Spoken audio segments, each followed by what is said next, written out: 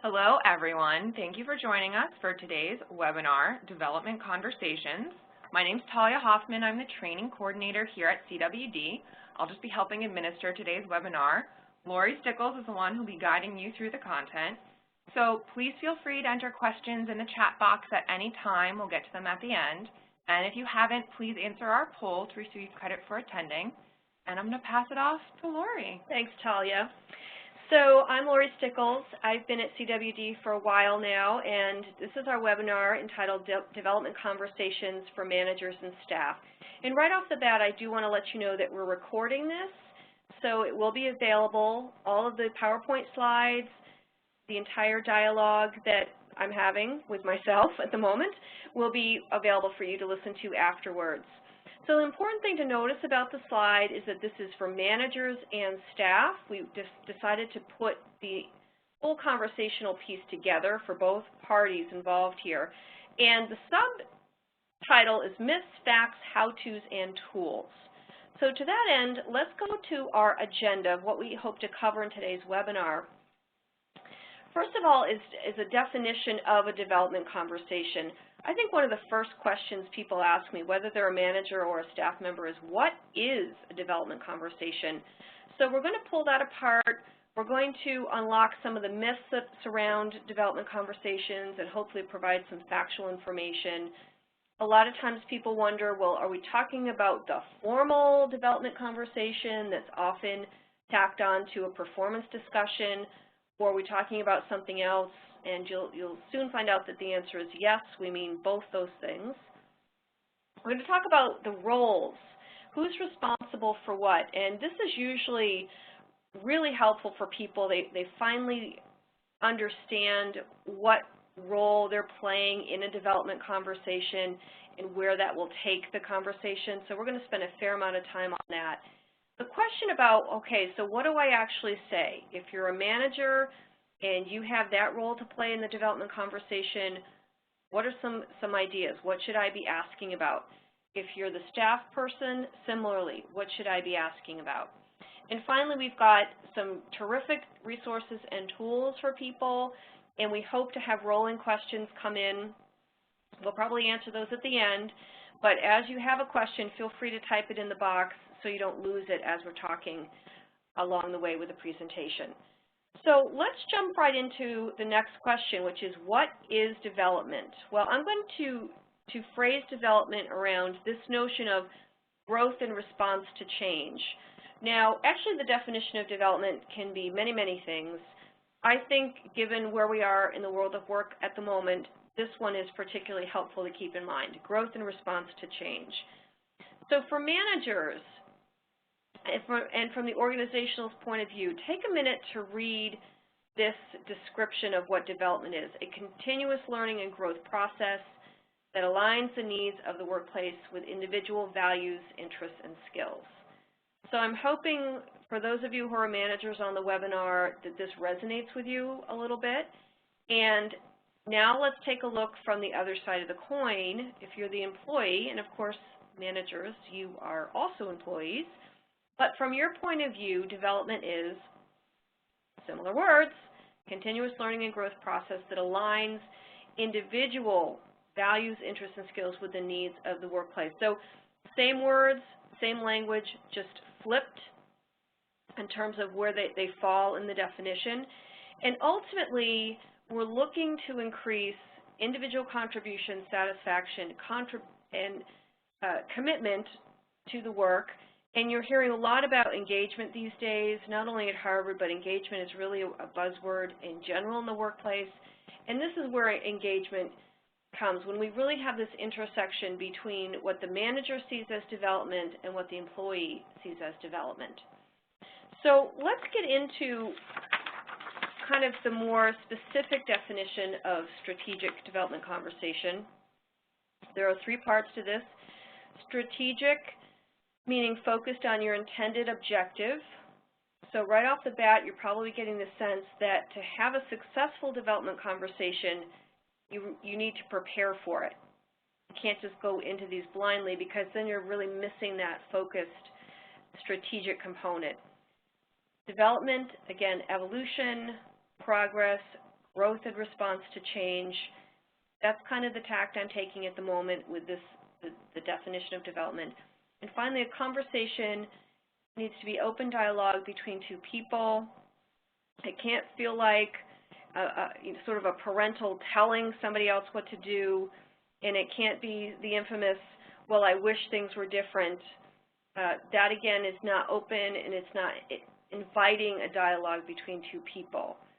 So let's look at some of the infamous myths that are out there. These are manager myths, and by myth, I would say it's what a lot of managers say or think about having development conversations with their staff. So the first one is, I don't have time. Well, that's probably very true. However, when we get into today's discussion, I hope you'll see that whether you've got 5 minutes, 3 minutes, 20 minutes with your staff members, it all counts, it all adds up, and you probably do have a little bit of time along the way. The second one is, maybe if I don't bring it up, they won't bring it up. That's the infamous head in the sand approach. Let me just pretend that my people are really not interested in development, and maybe it will go away. Well, chances are it won't. It's not my job. Actually, for our managers, this is a core competency at Harvard University, developing others. So the reality is it is part of your job.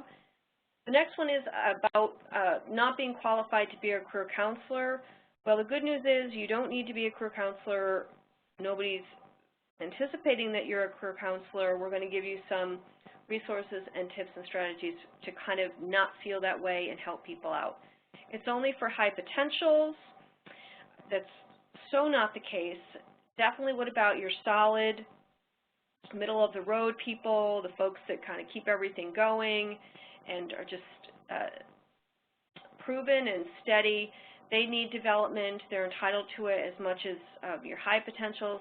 And also the reality is if you've got problem performers, they really do need frank discussion about their performance. That is the development for them. So it's really for all of your employees. They'll ask for promotion and more money, and I don't have it, and I can't do that. Well, it's true, but this is also a big assumption.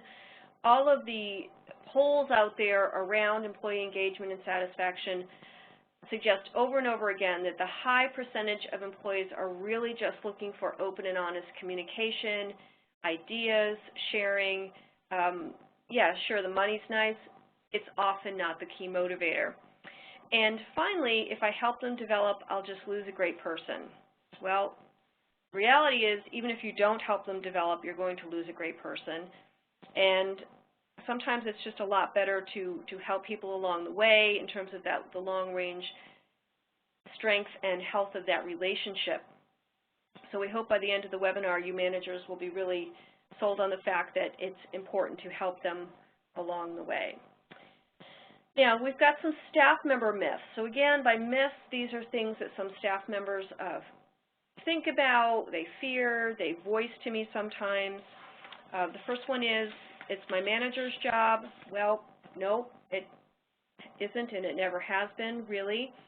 The reality is that nobody cares more about what happens to you than you, so it is your responsibility. The next one is about someone else can tell me what to do in my next job. Well, there's really no oracle here. There's no magic guidance counselor to help people out with this. It is going to involve preparation and research and timing, and we're going to give you some things to think about there. This goes hand in hand with our next one, which is, I can't figure this out, it's too hard. Well, it is hard. There's nothing really harder than career management because things are always changing. However, we hope, again, that you'll take away some key ideas to think about how to make it more manageable.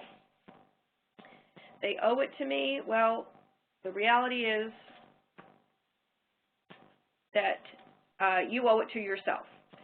And I have no time or money to pursue development. We like to think that this webinar is a perfect example of there's more opportunity for things for you to do at your desktop. There's online learning. You don't need to necessarily leave your office, or if you're working from home, you can be on this webinar, and it's not costing anything, and there are many more resources available for people. And finally, you only need to think about this if you want to move up. Well, actually, you need to be thinking about your development all the time, whether you're treading water and you're perfectly happy treading water in your current situation, if you want to move down, if you want to move laterally. We really want to impress upon all people that you need to be thinking about where you're going with your career. The horizon is always changing. So here's the big question: why are these conversations important? And the reality is, we'll go to the next slide here, it's a really risky work world out there. There's volatility, there's uncertainty, there's complexity, there's ambiguity. People need to be prepared. They need to feel informed about what's going on in the world of work. They need to be well networked along the way. So we really want to impress upon this. So let's look at this next slide, which is interesting. This is what we call an old world of work model, the career ladder. A lot of people have heard the term career ladder, and what it means is very much this, that there is some kind of defined vertical path often that's laid out for people with some concrete steps, and they know how to get there. They have to follow the rungs, hand over hand, hard work. If I put in the time, if I put in the effort, I'll eventually climb the ladder. And the reality is that this world of work has not existed for a very long time. It existed for a very short period of time in our manufacturing world of long ago, but it really is not the way the world of work looks at the moment, which can be really frustrating for people who are looking for more of that straightforward, this is how I get ahead in the game route. But let's look at the reality, which is the next slide. Our current world of work is much more like this climbing wall where you'll see people have options that go up, they go over to the left, over to the right, they go down, and there's no one path. And this is really what's going on, at Harvard and in the world outside of Harvard. It's like a climbing wall.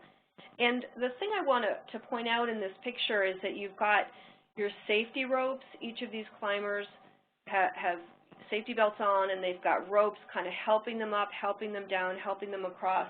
And I want you to think about your skills and your professional reputation as your own safety ropes in your current career, because those are really the things that help propel you forward, backward, up, down, and you really want to always be thinking about where am I in terms of my skill set and what would other people say about my work. That's the reputation piece.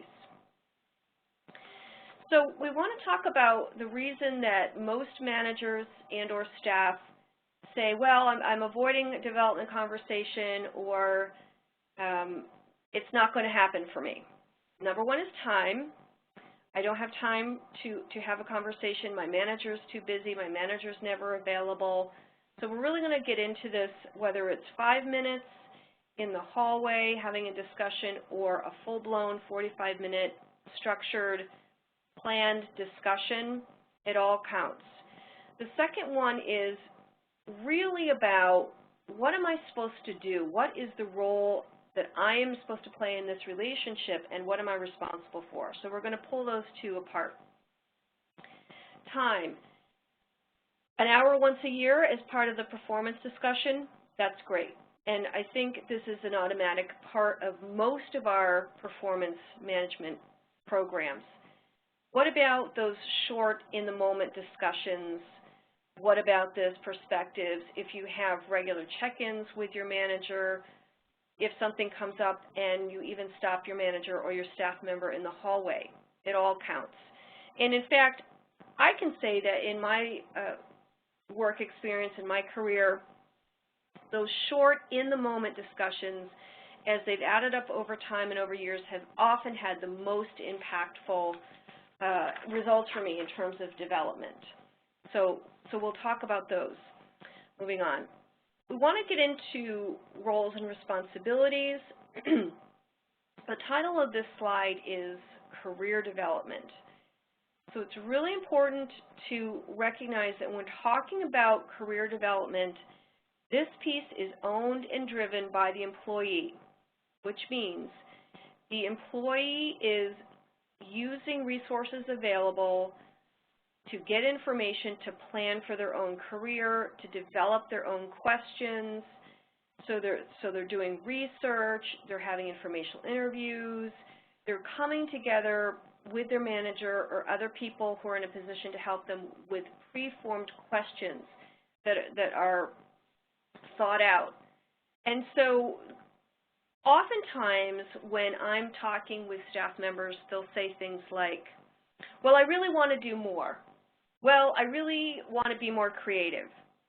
Well, I really want more autonomy. Without some more specifics around what would that really look like when you say more autonomy, like how much more? What would a typical day or week look like?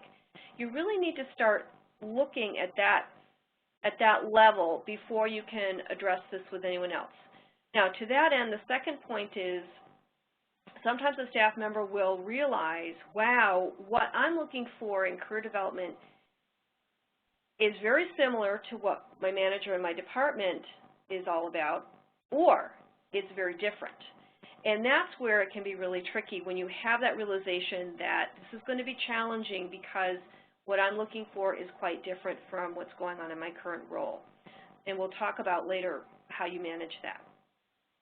So let's go to the other part of development, which is called InPlace Development. And this is the kind of development that's really guided by the manager. So what I mean by that is the manager is creating space, or they're creating opportunities that generate success in the current role. They are willing to explore job enrichment opportunities for the staff member, provide ongoing feedback to the staff member.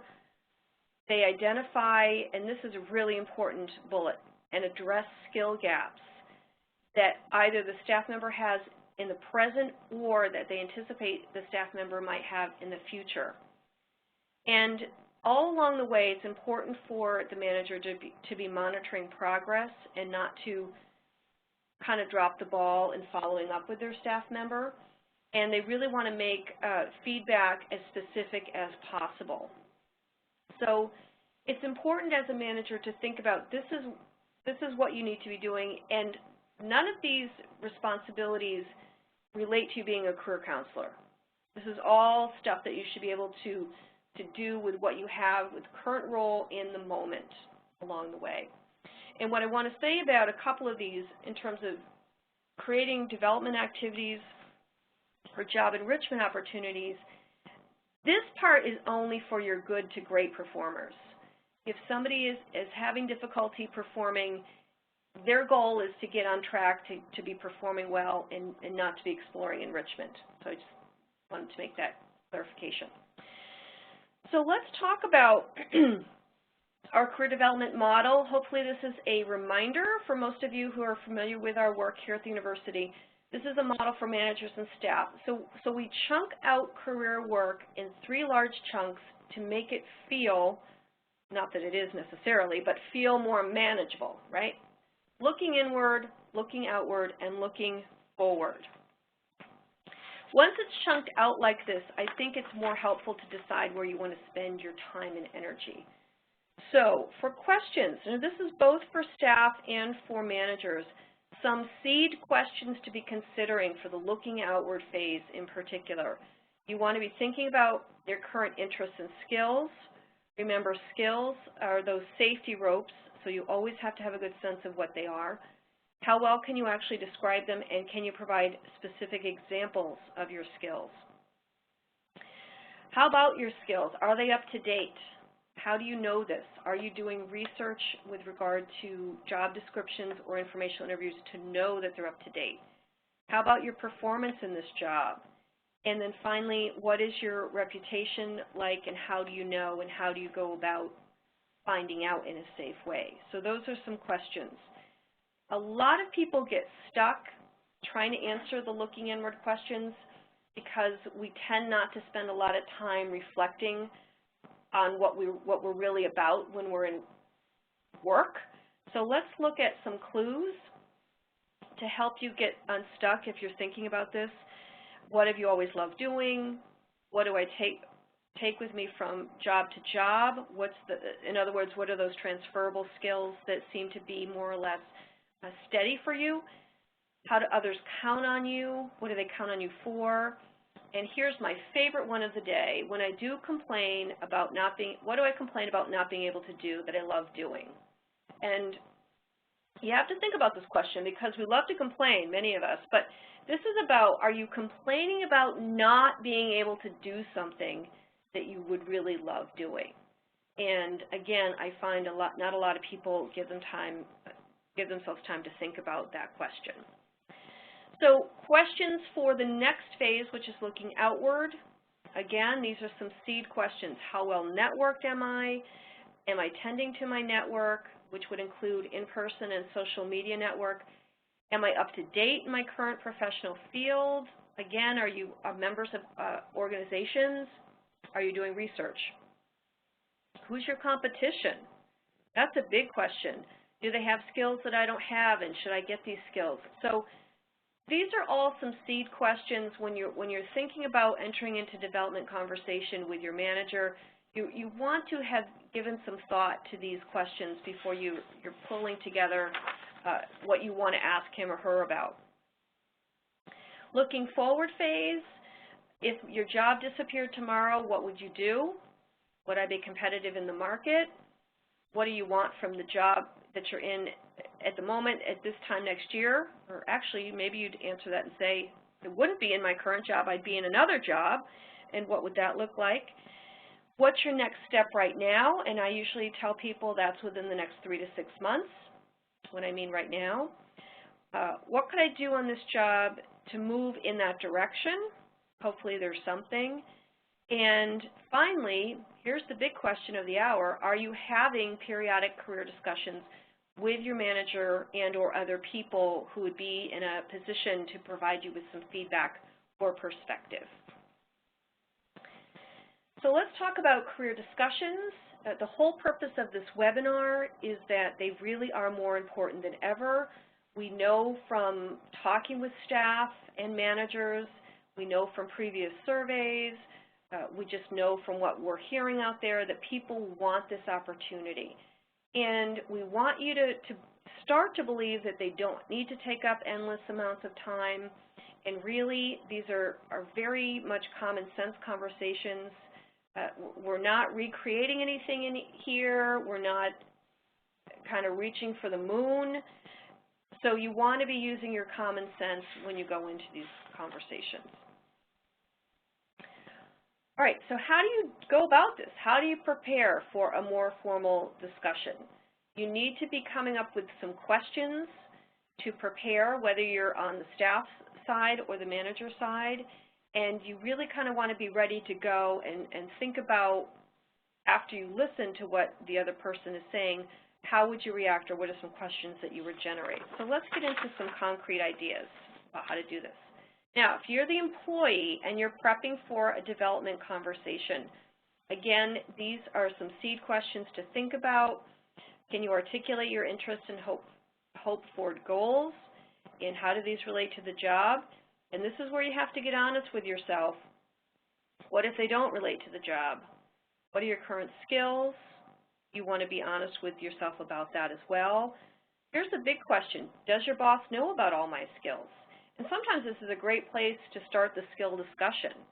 You know, tell your boss about the skills you're most proud of, the ones you use most often, whatever, things that you think that they would want to know. What do I already know about upcoming trends and changes in development in my field? Would you want to share any of this with your manager? And do you yourself see any gaps in your skills or experience, and any places where you know it would be really helpful if you had some development possibilities? And this could be a two-way discussion with your manager and yourself around what kind of possibilities that could be. It could be formal workshop training, or it could be shadowing people. It could be having more regular check-in conversations. It could be going to a conference, that type of thing. So employees, if you are the one requesting the conversation, good for you. That is great. Initiating the conversation is terrific, and we hope that more staff will do this. Now, if you do, you want to set some context for your manager. The last thing you want to do is just kind of spring it on them and say, hey, I'd like to set up some time for us to talk about my development. If you haven't had any discussions of this kind to date, or you think your manager is not anticipating that, you really want to set some context, like, I attended this webinar on development conversations, and I thought this would be a good idea, or I've been thinking about this for a while. Whatever. The point is you want to provide some context. And also, you want to clarify expectations, because your manager might immediately say, oh my gosh, what do they expect me to know how to do? So you would want to clarify your role and say, you know, yes, I know that I'm responsible for coming in and sharing with you my thinking around my interests and my skills, and I have some ideas. And that should put your manager, hopefully, at ease a little bit. You want to be prepared to articulate your interests and skills and say how these could be applied on the current job. And if you're thinking about another idea, a stretch assignment, this could be your time to pitch it. If you walk away saying you'll do something with your manager, like take on a stretch assignment or propose a stretch assignment, make sure you do it. That's really important. And to do that, you may want to email a brief summary to your manager saying, you know, what you took away from the conversation and what you understood was your role, and importantly, a timeline about when you're going to address this with your manager again. So I see we have questions coming in, Talia. Is that true? It was just a question about if we'll have the presentation available afterwards. We will be posting this right on the Watch and Learn page on Harvey, and there'll be a recording and there'll be a copy of the slides if anybody would like to grab them off of there. You can get to the Watch and Learn page right from the main page on Harvey. Great. Good. Thank you so much. Now, managers, if you're going to be preparing for this discussion, similarly, these are some questions that you would want to be asking yourself about your staff member. How well do you know what they do day in and day out? And I've had a lot of managers say to me, I'm embarrassed to say I don't really know. Well, don't be embarrassed. This is a perfect opportunity to ask, and just ask your staff member, what do I need to know about your day in and day out work? What do you already know about their interests? Again, for managers, you want to be really careful to test your assumptions here. A lot of times you assume interest based on little pieces of information that you've picked up. It's better to kind of ask questions about their interest along the way. What do you already know about trends and changes in the field? Again, this is really important. This is part of InPlace development. So if you know about changes that are coming up around either how something's going to be processed or how a database might be used, etc., it's really helpful to give a heads up to the degree that you can.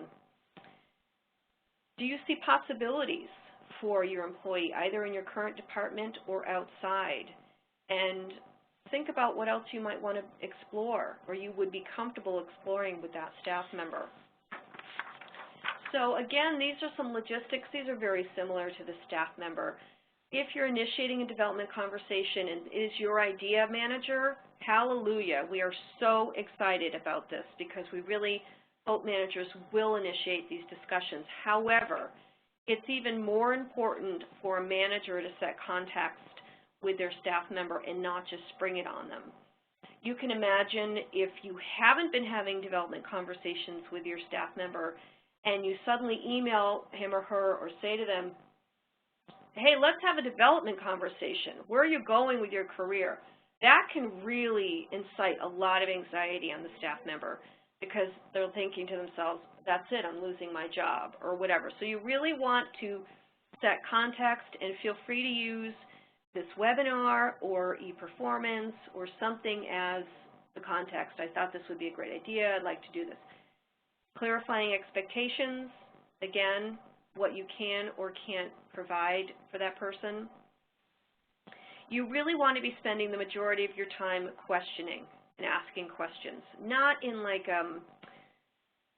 well, tell me about this, tell me about that, but really probing the responses that they give you about their interests, their skills, their own notion of development, their own ideas for moving forward, and listen to the responses. I think for managers, this can be really hard when you're hearing things from your staff member and either you think, well, they should be going in another direction, or that's never going to happen for them. It can be really hard to sit on that and think about how to phrase it in a question that's not going to immediately squelch the energy that the staff member might have. That being said, you never want to make promises that you can't keep. Things like, you know, if anything opens up or you'll definitely be in consideration, you don't know that for certain, I imagine. And even if you do, it's not a good idea to say things like that because that really will stay with that staff member for a long time. And again, you do want the staff member to email you a summary of the conversation. This development is the staff members, so they really need to have the responsibility for it. So managers, what about having that employee who's not interested in having a development conversation with you, whether that happens at performance time or when you're offering development conversations in general? The answer is fine. Not everyone is interested in having a development conversation. They may not fully understand what we mean by a development conversation, and they may be perfectly happy just to kind of be where they are at this moment in time. So that's fine. And again, if it isn't broken, don't fix it. The caveat to this is if it is broken, you've got somebody who's not performing well in their current role, that does need to be addressed honestly by both parties. And also, it's not a one-time deal. So you may need to revisit with an employee if things are changing, if requirements are changing, if workload is going to be changing. You want to make sure that the future is always open for a dialogue to happen. And remember, you can always have a quick in-place development conversation with somebody. It doesn't have to be scheduled. It doesn't have to come at year end. It doesn't have to come at mid-year. Anytime you feel as a manager, I want to have an in-place development conversation with this person is a good time. So this piece is really about what most managers will want to know. And I've kind of gathered, we've gathered this information after talking to a lot of managers. They feel like if I help my staff develop or I have development conversations with them, these are things I want to know from them. How can we best work together? Are we going to be able to get along? Are we going to be able to move forward as a team with your coworkers? Are you going to accept constructive feedback from me? And constructive means you might not like it. Are you going to be able to accept that from me or not? It also means, will you do a good job for me without sort of forgetting the work that needs to be done here? Are we in this together? Can I count on you? Basically, I'm sort of summarizing all of this. But what if this job turns out to be less interesting for you, or there are parts of it that are less interesting? Managers want to know that there's kind of a social contract that they can count on the staff member.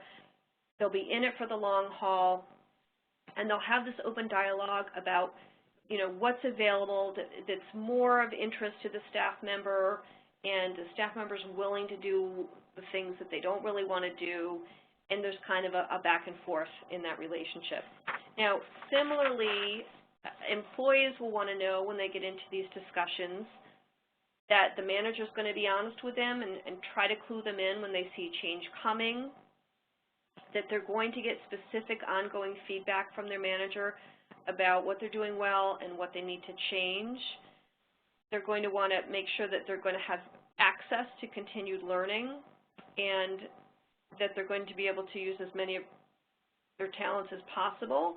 And they're going to want to make sure the manager will continue to talk with them, to listen to them about the different thoughts they've got about career growth. In other words, employees want to make sure managers are not going to write them off if they have development conversations, particularly if their notion of development as a staff member is going to take them in a different direction. So that's kind of what both parties want out of this relationship in terms of having development conversations. So how does this fit in with performance evaluations? Well, it can be part of the performance conversation, and I think for all of us in e-performance, it definitely is part of that in terms of where people see themselves going after the year, what they want to improve upon, et cetera. But it can also be done in a much shorter, informal sense throughout the year. Again, if the person is a poor performer, then frequent, frank, specific performance discussions, that is the development conversation, and those should be ongoing throughout.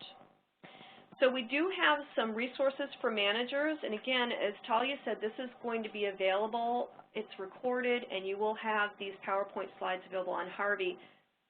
Again, you want to remember that this is a periodic 2 to 5 minute conversation. Those all count. It doesn't have to be this big, long, drawn-out conversation. You want to expect the employee to have done their homework before they have a discussion with you. And feel free to say to the staff member, you know, it would be much more helpful for all of us if you go back and research, or you go back and sort of flesh out what it is that you're looking for, because employees really should come prepared. So one of Bev K's books is Help Them Grow or Watch Them Go. We love that book. It's really easy to read. A lot of the Harvard community has already read it. It's worth a reread if you have, because it gives you some really great ideas for how to generate questions in these discussions. And there are some other local resources here. Career Roadmaps is our comprehensive career workshop. It's actually coming up very handy next month, October 1st, 2nd, and 8th and 9th. It's a 4 half-day session, and we really pull apart the looking inward, looking outward, and looking forward program for everyone to consider. So whether you're a manager or a staff member, this might be helpful. Conversation resources on Harvey. That is specifically for managers, although everyone's invited to look at it, and it just will give you some more ideas about how to generate questions and options for your staff members. Lynda.com, we love a lot of their modules around coaching, around career development. Definitely encourage people to check that out along the way. Resources for employees, they're going to look very similar, and you know, most importantly, ask for a development conversation. If you don't test the waters and put it out there, how are you ever going to know? You can also tell your manager about this webcast if you want him or her to watch it. Always set a context and give the manager time to prepare to have the discussion. Again, we've got some homework here, some resources on Harvey that are available. Career Roadmaps, again, is good for anybody, and lynda.com. Again, you want to have focused, ongoing conversations. For employees, as I said before, saying things like, you know, this work is boring, or this isn't really what I thought it would be. Those are generalizations. They're not helpful. Your manager's not going to be able to really respond to those kinds of overarching comments in a helpful way. You don't need to limit yourself to your manager. The reality is, for some staff members, their managers aren't available even physically. They're off-site or they're overseas or whatever. So think about who else is available to help you in terms of coaching and creating questions, HR office, a previous supervisor, a mentor, a coach, etc. along the way. And here are some more resources for everyone, which are self-explanatory. And then we have a couple of books. Some people still like books. I do, which could be really helpful too. So I think that's it. I've sort of talked a lot, and I would love to hear from the group. What questions do you have? What comments? What's resonating for people? Is there anything you'd like me to elaborate on or provide some examples for? And I'll give you a few minutes to type anything into the box. We'll just hang out here for a few. Yeah, we'll hang out for a few minutes. Any questions, type them into the chat box. We'll read them back, and we'll answer them for you. So we're going to hang out for a few minutes, and hopefully you'll send us some good questions.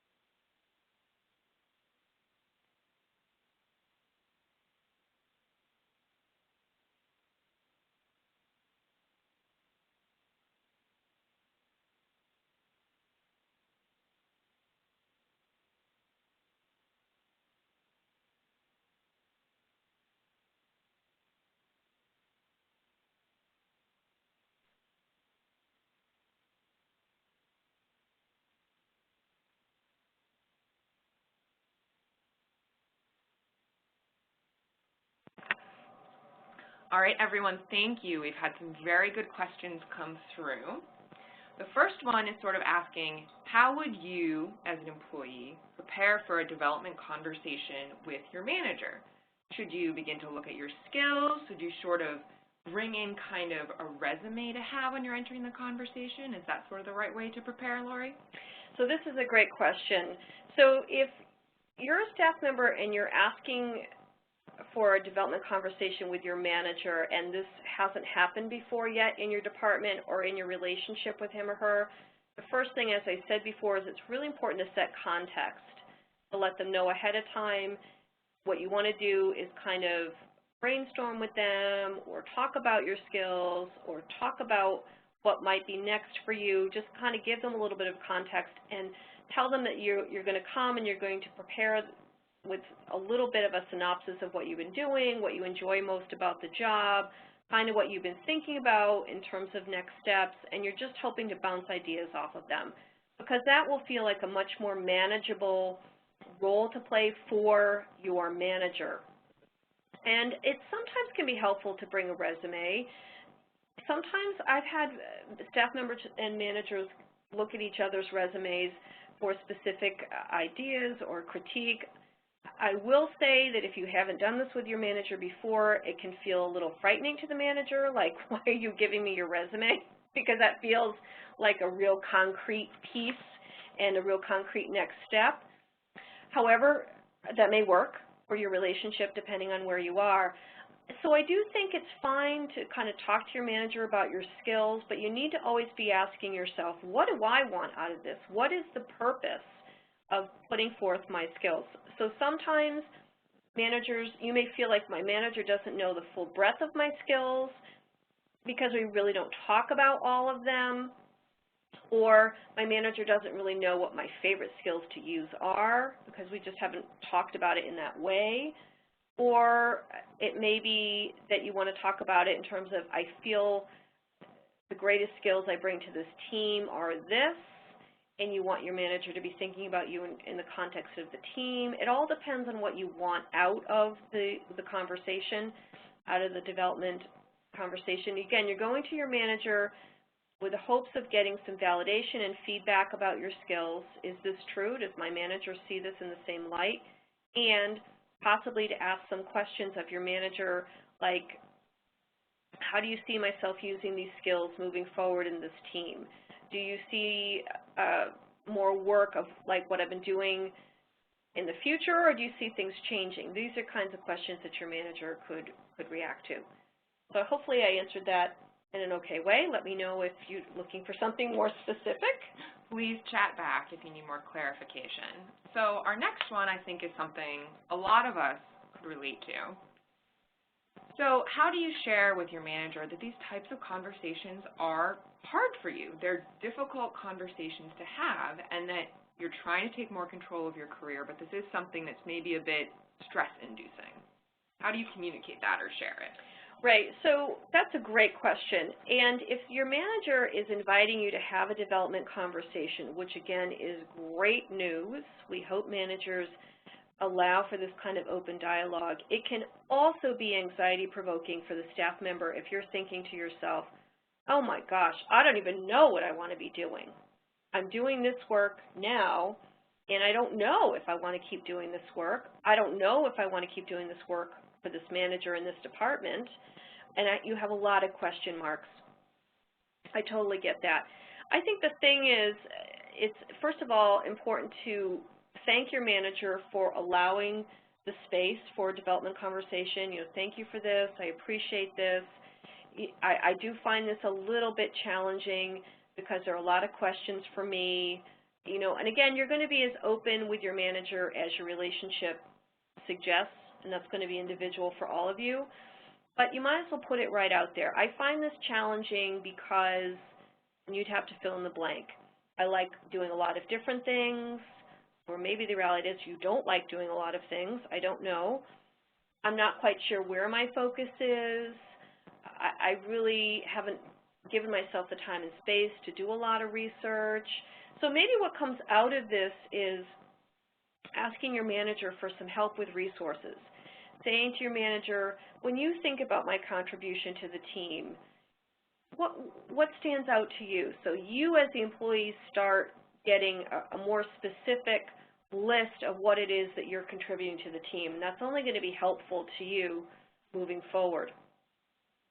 If you feel like your manager is pressing you, and if that's the part that's difficult, because I'm not quite sure here, but that is true for some people, again, it's important to thank your manager. Thank you so much for your time, for your consideration about what it is I'm interested in or what it is I'm doing.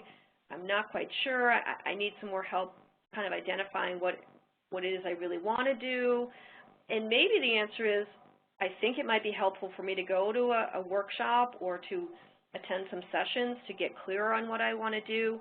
Manager, how would you feel about me taking the time to do that? And I have no idea how they'd react, but this might be ways that you can make it less difficult for yourself.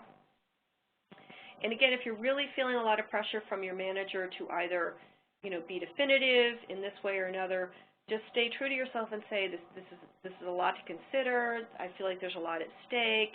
I want to make you feel like I'm a team member and that I'm helpful, but I'm not quite sure what direction to go in. So I'm hoping I'm answering the question. Again, chat back if you're looking for something more specific in answering that. All right. We had one more question come in, which we also talked about briefly in the webinar, was how do you have a development conversation with your manager when your interests really deviate greatly, your real interests, from your current department and what they do in your current position? Do you tell them about your real interests right away? Do you wait? Like, how do you fit that into the conversation you have? Right. So when you know that your interests lie outside of your current role, and sometimes very significantly outside your current role, you really do have to ask yourself, when and how is an appropriate time for me to bring this up to my manager? And if you're not in a position to really act on those divergent interests at the moment, I say, well, I don't know how much sense it is to bring a lot of that up into the discussion. I mean, you could say to your manager, I'm really interested more in X, Y, or Z, and that's in the future ongoing. So you've kind of planted the seed, but you're not talking on and on about it because there's no specific plan. Now, if there is a specific plan and you know you're going to be wanting to either really change careers or really change gears or really do different kind of work, might even involve a degree program, it might involve something quite different, then you do need to think about the timeline. When would you want to let your manager know so that they can set some expectations for the department and for your work? Again, your manager, going back to what your manager wants to know, they want to know that if they support your development goals, that you're going to be in it with them for as long as it takes, and you're going to do an excellent job for them for as long as you're with them. And usually, if they feel satisfied and secure in that, they're going to be supportive of you trying out different things or going full on for a different degree program or a different profession entirely, as long as they're feeling supported and not really kind of taken advantage of, if that makes sense. And quite honestly, some staff members and managers never venture into that conversation because the interest is so different and so divergent that it really doesn't make sense for them to do that. So if you're doing like financial work, I'm making this up for somebody, and the reality is that you're going off and you're getting an interior design degree, and eventually you're going to be working in interior design. I mean, giving them little hints along the way could be helpful, but ultimately it's going to be such a massive change and even a different shift to a different industry. I don't know how much sense it is to kind of talk about that ongoing. So I hope that's helpful. All right, so we have a couple more minutes, so I'm going to give you a chance for any last-minute burning questions if you want to send them along, and we can answer those, and then we will wrap up. So we're just going to hold out here for 1 minute and see if we have any last questions.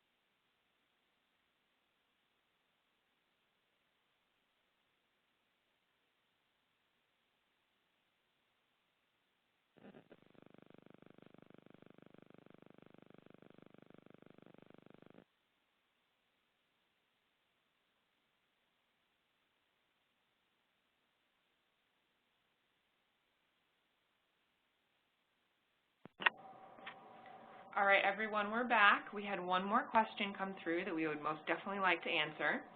So it's coming from a manager's perspective. They have a staff person who's really inquiring about being reclassified, also known as promoted. They're really saying they deserve it. I've been here for X number of years. I feel like I'm at a dead end. I've been here a long time. But from the manager's perspective, they haven't really seen a lot of growth or development in the staff person. How do they have that conversation? Right. So the question about reclassifications come up at the university a lot, which makes sense. First and foremost, I'm sure this manager and staff member have probably already looked into the formal reclassification process. If you haven't, that would be my first suggestion.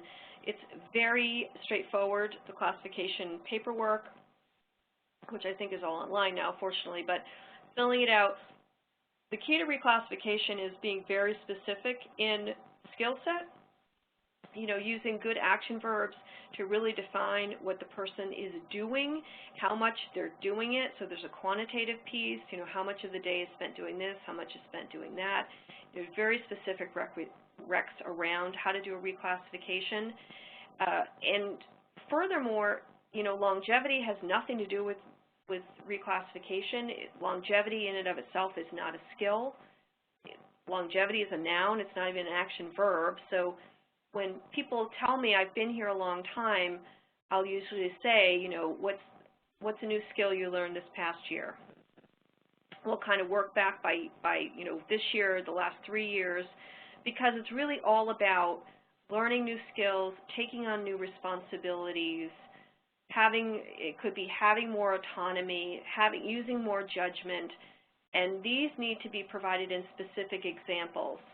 So again, when we talk about development conversation in those slides that were about things to consider, things to think about, the preparation steps for employees, the preparation steps for managers, we say that you need to have specific examples in mind of your skills and also of your development, which would mean what's one new thing you've done this past year, was it a new skill, was it a new piece of knowledge applied on the work, and it really does need to be specific. The other thing about it is the fact that somebody's in a dead-end job is nobody's responsibility except that staff member's, which I know that sounds harsh, and that is the way it is. Nobody cares no more about their career than a person, so if they're feeling they're in a dead-end situation, it really is their responsibility to figure out what does that mean. And the other thing I encourage people who are going for a reclass to do is a fair amount of research about open positions. Where are open positions, and I mean not just at Harvard, where are the open positions that you think most closely sound like the work that you're doing?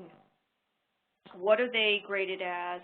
What are the requirements? What are the responsibilities? And really outlining specific action verbs that they're seeing in those job descriptions. Again, not only at Harvard, but outside. And a lot of times this is kind of like their own benchmarking. But where am I in time and space? I find, and this is true for myself, that you need to get yourself, pick your head up out of your current situation and really look around at what's going on in the world of work with people who are in a similar profession doing similar kinds of work. So I hope that is helpful. Great questions, by the way. Thanks, everybody. Yes, thank you, everyone. I think at this point, I'm not seeing any new questions come through. We are going to wrap this up. Thank you all for attending, and once again, we will post this recording on Harvey on the Watch and Learn page. You can access the Watch and Learn page from the main Harvey page. The link is just down over at the left. So thank you, everyone, for coming, and hopefully we'll see you in person soon for another CWD class. Thank you. Take care.